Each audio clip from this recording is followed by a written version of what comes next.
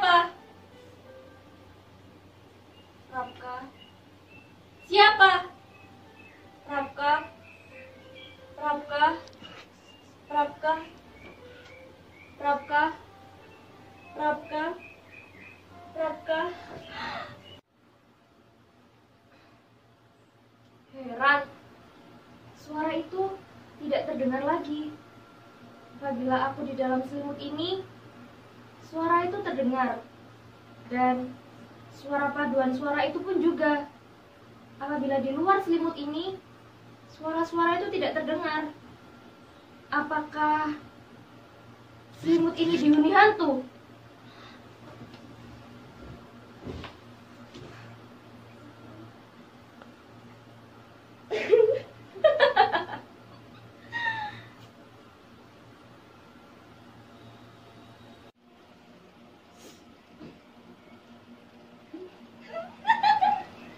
Aku jadi setengah telanjang. Biar saja, ini kan kamar pribadiku.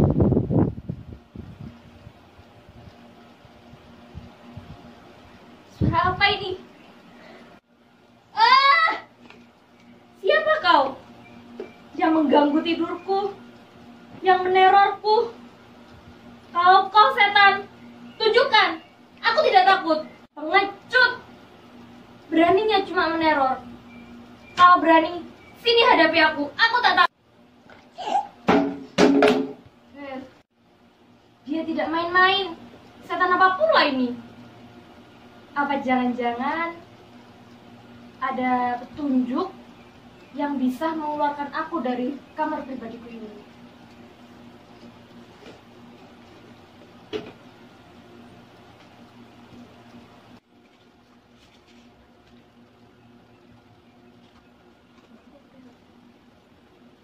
Selamat atas suksesnya Anda memainkan sebuah sandiwara yang berjudul Enak Benar Jadi Orang Penting Lagi Kaya. Anda adalah teladan bagi anak-anak Anda, istri Anda, dan Anda adalah teladan bagi keluarga Anda. Anda adalah teladan bagi cucu, cicit Anda. Anda adalah teladan bagi siapapun manusia yang mencintai hukum. Anda telah mampu merubah lagu heroik yang dulu menjadi baru dan lebih bermakna daripada lagu pujaan pada manusia bahari yang gemar mengarungi luas samudra. Anda telah menjadi nenek moyang bagi para koruptor kelak. Negeri Anda adalah negeri yang indah dengan segala bentuk penyelewengannya. Sialan! Gulungan apa ini? Gulungan ini mendakwaku. Siapa yang mengirimkannya ke sini? Rubia? Rubia? Rubia? Sialan! Kamar ini ada pintunya, tapi tidak bisa dibuka. Ada kuncinya, tapi kuncinya patah. Aku terjebak sendiri di kamar pribadiku ini. Dan tiba-tiba, gulungan ini datang. Biar saja, akan kubaca sampai habis. Siapa tahu menjadi mantra untuk membuka kamarku ini. Tuan adalah teladan bagi bangsa Tuan, tetapi teladan dalam perkeliruan. Tuan ibarat Kingrat, sang raja tikus di negeri tikus. Tuan jangan tersinggung. Tuan pasti belum pernah mendengar dongeng aneh tentang Kingrat, sang raja tikus. Mau mendengarkannya? Teruskan membacanya. Sialan, semakin lama semakin memojokkanku. Tapi kalau nggak dibaca, aku juga yang penasaran. Ya sudah. Sahibul Hikayat. Di negara tikus, hiduplah seorang raja tikus yang berjuluk Kingrat. Raja Kingrat sangatlah rakus. Segala upeti dari bangsa tikus diterimanya. Ada yang berbentuk makanan, seperti keju, roti, dan lainnya. Ada yang berbentuk barang, seperti guci porselin, permadani, dan barang berharga lainnya. Pada suatu malam, keajaiban terjadi. Kingrat yang sebenarnya gemar mencuri remah-remah roti datang ke dapur istananya. Ia mengendap-endap, karena kalau ketahuan penjaga dia merasa malu. Ia mengendap-endap, karena kalau ketahuan penjaga dia merasa malu. Masa raja mencuri remah-remah roti? Masa raja mencuri remah-remah roti? Pasti Tuan bertanya begitu. Kingrat memang raja tikus, tapi dulunya dia hanya tikus gudang yang beruntung. Yang beruntung. Dia tidak terbunuh sewaktu pemilik gudang melakukan pembasingan hama. Dia diselamatkan oleh Mirok, raja tikus waktu itu. Kembali ke rumah roti. Kingrat tersandung dan tersungkur ke tumpukan kotak uang yang terbuka. Entah milik siapa. Dia agak pusing awalnya, menghisap debu dan bau uang. Lama-lama dia senang dengan debu dan debu bau uang. Dia iseng menggigitnya. Ternyata nyam-nyam, yummy, enak sekali. Ternyata uang enak sekali. Malam itu dia tidak makan remah-remah roti, tetapi makan uang. Uang kertas di kotak itu habis tandas. Dia bersendawa, enak sekali. Sejak saat itu, Kingrat hanya menerima uang, karena uang menjadi makanan pokok. Maka, sejak itu semua bangsa tikus gemar makan uang. Dongeng apaan ini? Masa tikus makan uang? Tapi benar juga, koruptor digambarkan sebagai tikus pemakan uang. Sialan, gulungan kertas ini menyinggungku. Aku memang koruptor. Kamu mau apa? Aku memang koruptor. Kalian mau apa? Menghukumku? Siapa yang mau menghukumku?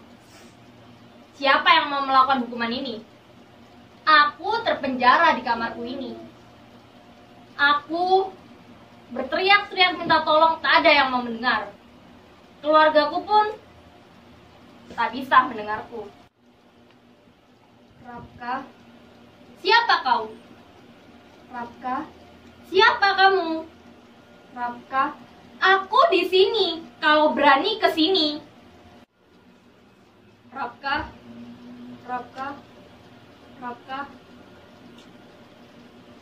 mending ku baca lagi. Karena kekenyangan, tiap hari makan uang, bangsa tikus jadi gemuk-gemuk, apalagi Kingrat, sehingga terkena obesitas alias kegemukan. Akibat pikirannya sudah tidak sehat, otak mereka malas.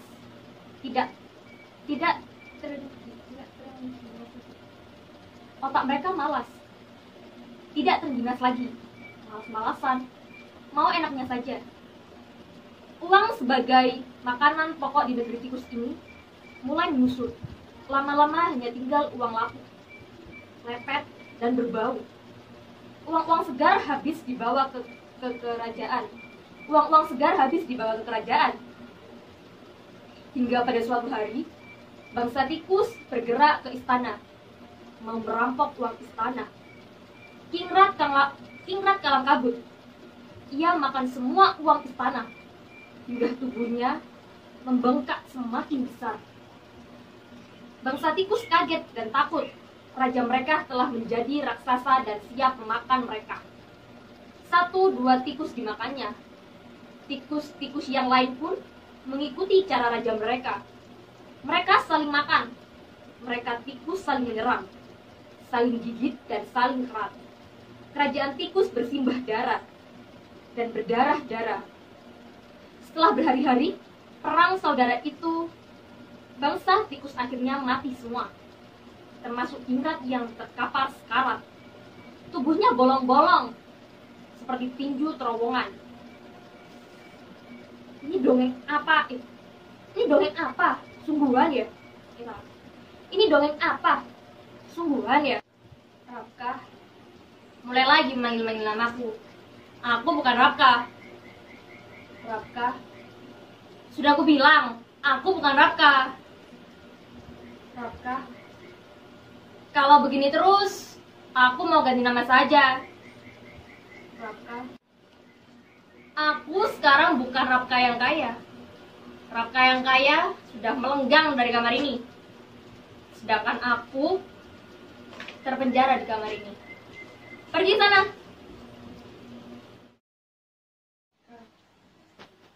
Sialan, siapa? Rapka. Suara itu selalu datang, entah suara laki-laki maupun suara wanita yang lagi gelisah. Mereka selalu menyebut namaku. Saudara-saudara tahu, jika ini adalah mimpi buruk saya. Karena itu, saya tidak bisa tidur nyenyak, selalu gelisah, dan tidak enak menjadi orang. Kalau boleh aku memilih, aku ingin menjadi binatang. Tapi, jika aku menjadi binatang, aku ingin menjadi binatang apa? Sapi disembelih, kerbau disiksa. Apakah aku menjadi tikus? Gak mau. Lebih baik aku menjadi orang saja. Tapi mengapa? Mengapa aku yang mengalami mimpi buruk ini? Padahal aku hanya seorang tukang sablon kecil-kecilan yang aku beri nama 2R. 2R itu adalah singkatan dari Rabka dan Rubiah. Rubiah itu adalah istriku. Dulu, aku tidak pernah mimpi seperti ini. Karena apa? Hidupku adalah pas-pasan. Ada orang yang menyablon, itu sudah untung-untungan bagiku. Jadi hidup pas-pasan, mimpinya indah-indah. Jadi orang kaya selalu ada. Mau tidur, tinggal tidur. Mau makan, bilang makan. Mau nonton, tinggal nonton. Tidak lama kemudian istriku melolong untuk minta tolong bahwa sumbu kompornya telah rusak. Rubiah mengatakan, jangan lupa bekerja dan mencari untung untuk kita makan kikil yang pedas. Saya hanya bisa mengangguk-angguk. Dalam hati saya, sebel, mangkel. Ngomong sama Rubiah, kamu ini siapa? Aku di sini suamimu. Kamu hanya istriku. Kamu harus manut sama aku. Bukan aku yang manut sama kamu. Saya ini kepala keluarga. Saya ingin menjadi tukang sablon. Saya ini sudah menjadi desainernya.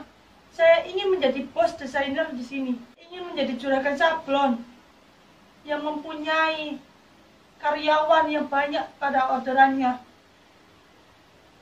Dia hanya mengatakan, sabar. Kamu harus bekerja keras. Nanti kita akan menjadi begitu dengan impianmu. Jangan lupa kita selalu berdoa, berikhtiar, agar semua itu terwujud. Rubiah dan aku berubah.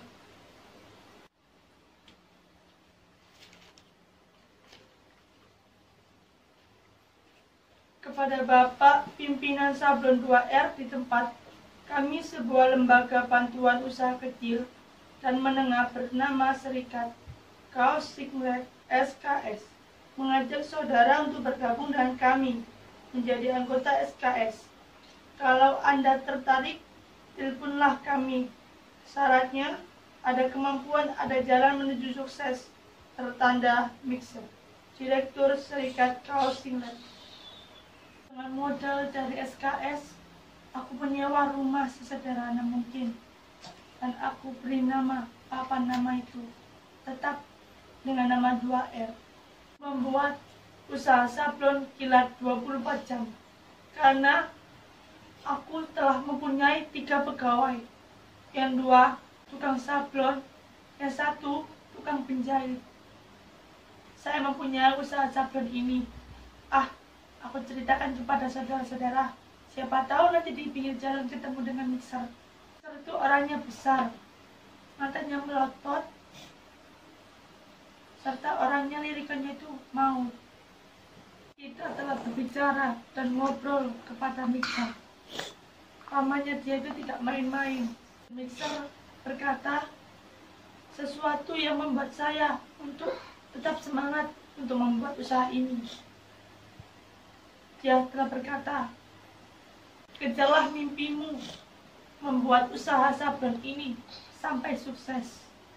Kamu menjadi juru tulisku dan menjadi sekretarisku. Seketika aku terdiam saat Mixer bertanya tentang saat itu. Saya bingung, pendidikan saya adalah jeblong, kuliah saya tidak benar, dan pada akhirnya saya keluar dari kuliah saya. Pada saat itu, posisi bapak dari Rubiah masuk ke rumah sakit. Dan saat itulah saya terima tawaran itu. Saat saya diajak oleh Mixer ke tempat perusahaan saudaranya, Rubiah berdandan bak seorang selebriti yang sangat cantik. Dia memang cantik, tapi dia adalah anak dari bapak yang mempunyai penyakit asma. Semoga saja tidak asma juga Rubiah seperti bapaknya. Kalau dia kambuh penyakitnya, dia akan menjadi seperti ban yang di sepeda yang memaksa untuk memakan angin yang bunyinya nyik, nyik, nyik. Kasihan saudara-saudara, saya sudah sering mengajak dia ke rumah sakit, diberi asap saudara-saudara. Tapi jika Rubiah telah sembuh dari itu, mulailah cerewetnya, manjanya. Tapi suatu saat temanku berkata, berilah Rubiah sop kelelawar. Padahal saat ini lagi membeludaknya orderan sablon ini.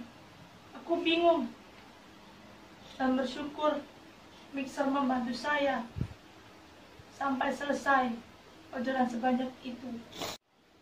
Pasti saudara-saudara bertanya, orderan kaos apa sih itu? Orderannya bisa seperti baju-baju untuk pemilu. Apalagi Mixer saat berkuasa pada kayak seperti itu.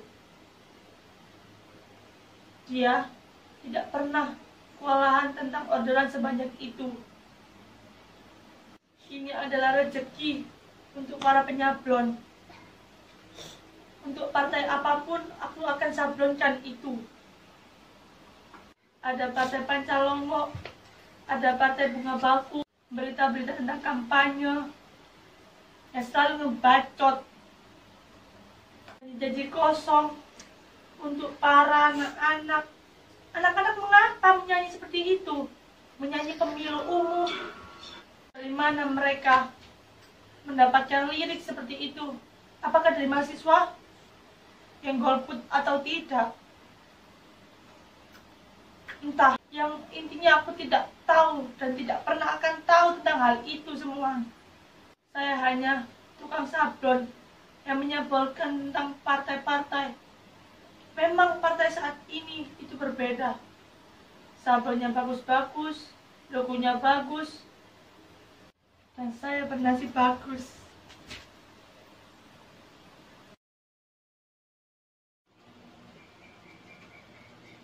Beri mimpi aku yang indah, seperti dulu lagi. Ketika hidup ngontrak, makan nasi basi dan kerupuk opak.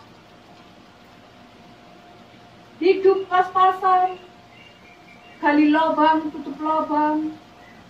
Beri aku mimpi yang indah. Beri aku mimpi yang indah. Beri aku mimpi yang indah.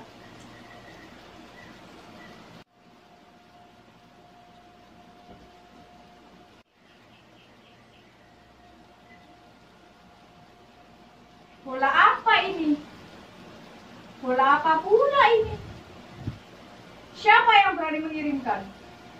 Keluarlah! Ada nama-nama dan nomor seri. Aku baca saja. Tangin, Golub, Hokian, Salim, Bobi, Tom-Tom, Winfried, Dandang, Subondo, Budiaji, Edi, Brompos, Sapuan. Ini sih nama-nama koruptor. Rapka. Suara gila datang lagi. Siapa kau? Keluarlah. Rapka, keluarlah. Apa? Aku harus keluar. Dasar gila kau ini. Aku dari tadi ingin keluar dari mimpi buruk ini, tapi tak bisa keluar. Aku banyak kerjaan. Cepat, keluarkan aku. Keluar sendiri dong, dasar tukang bohong. Apa? Tukang bohong? Aku bukan tukang bohong. Lihatlah di cermin. Ada apa dengan hidungku ini ya? Kok seperti Petruk? Petruk apa Pinocchio ya? Apa sih bedanya Petruk sama Pinocchio? Kalau Petruk seorang punakawan, kalau Pinocchio seorang setia kawan. Punakawan adalah orang yang berbudi, selalu menjadi kesatria yang berbakti. Setia kawan adalah orang yang terpuji, selalu menolong teman-teman dalam kebaikan. Kalau begitu, kamu apa dong? Anjing, kamu maling. Kamu mencuri mimpi indahku dan mengirimkan mimpi buruk ini padaku. Kamu apa, Rapka? Aku bukan Rapka. Rapka sudah keluar, bebas terlenggang dari mimpi buruk ini. Aku bukan Rapka.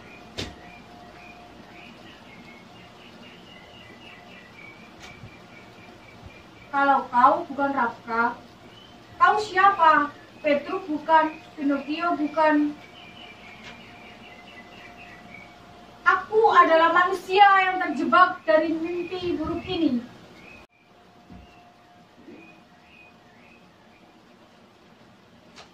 Manusia apa tikus? Ah, anjing, ini sudah keterlaluan. Rubia, bangunkan aku. Aku ingin keluar dari mimpi buruk ini. Aku sudah tidak tahan lagi. Rubia, bangunkan aku. Lagu itu lagi. Pakai bahasa ibu lagi. Sudahlah, aku tidak mau keluar. Biarkan saja aku terjebak dalam mimpi buruk ini. Ayo, keluarlah. Siapa yang memberi mimpi buruk ini? Iki lawani. Mana jagone? Keluarlah.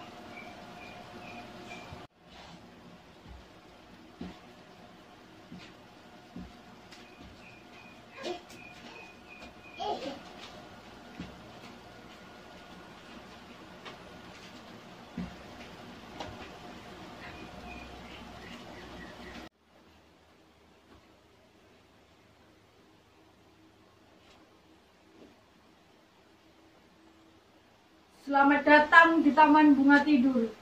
Kalau kau mau keluar dari mimpi burukmu, pungutlah kertas-kertas itu. Kau akan sampai ke gerbang Taman Bunga Tidur. Tetapi kau akan masuk ke dalam labirin bunga tidur. Biarkan saja.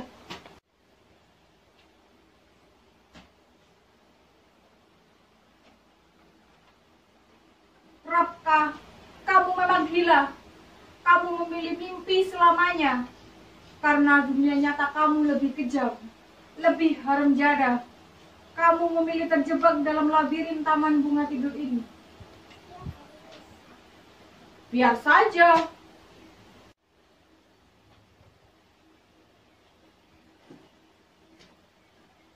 Taman Bunga Tidur ini baik untukmu. Sebagaimana taman bunga. Ada bunga yang indah warnanya, tapi ada juga yang tak indah warnanya. Ada yang harum baunya, tetapi ada pula yang busuk baunya. Petiklah mimpimu yang indah-indah, yang harum-harum. Haha, asik!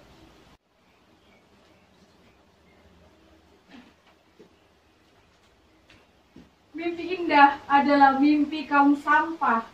Mimpi buruk adalah mimpi kaum busuk. Mimpi adalah dunia ambang yang tak mudah diduga dan diraba, tanpa batas dan penuh makna.